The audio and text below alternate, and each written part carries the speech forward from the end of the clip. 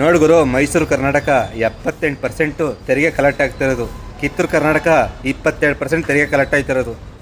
ಯಾರೇ C M ಆದ್ರೂ ಬರೀ ಕಿತ್ತೂರು ಕರ್ನಾಟಕ ಉದ್ಧಾರ ಮಾಡ್ತಾರೆ. ನಮ್ಮ ಮೈಸೂರು ಕರ್ನಾಟಕದಲ್ಲಿ ಒಂದು ಡ್ಯಾಮ್ ಕಟ್ಟಿದಾರಾ? ಇಲ್ಲ. ಒಂದು ದೇವಸ್ಥಾನ ಕಟ್ಟಿದಾರಾ? ಇಲ್ಲ. ಒಂದು ಸ್ಟ್ಯಾಚು ಕಟ್ಟಿದಾರಾ? ಇಲ್ಲ. ಏನು ಅಂದರೆ ಏನೂ ಕಟ್ಟಲಿಲ್ಲ. ನಾನೇನಾದ್ರು ಸಿ ಎಮ್ ಆಗಿದ್ರೆ ನಮ್ಮ ಮೈಸೂರು ಕರ್ನಾಟಕದಲ್ಲಿ ಯಾವ್ದಾರ ಒಂದು ಡ್ಯಾಮ್ನಾರು ಕಟ್ತಿದ್ದೆ.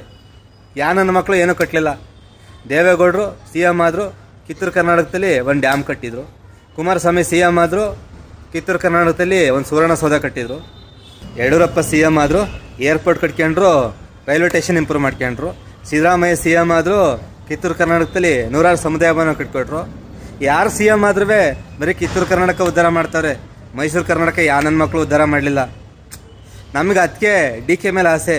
ಡಿ ಕೆ ಡ್ಯಾಮ್ ಗೀಮ್ ಕಟ್ತಾರೆ ಅಂತ ಏನೇನೋ ಆಸೆ ಇಟ್ಕೊಂಡಿದ್ವಿ ಡಿ ಕೆ ಮೇಲೆ. ಅದಕ್ಕೆ ಡಿ ಕೆ ಸಿ ಎಮ್ ಆಗಬೇಕಂತ ನಮ್ಮ ಥರ ಬಯಸೋದು.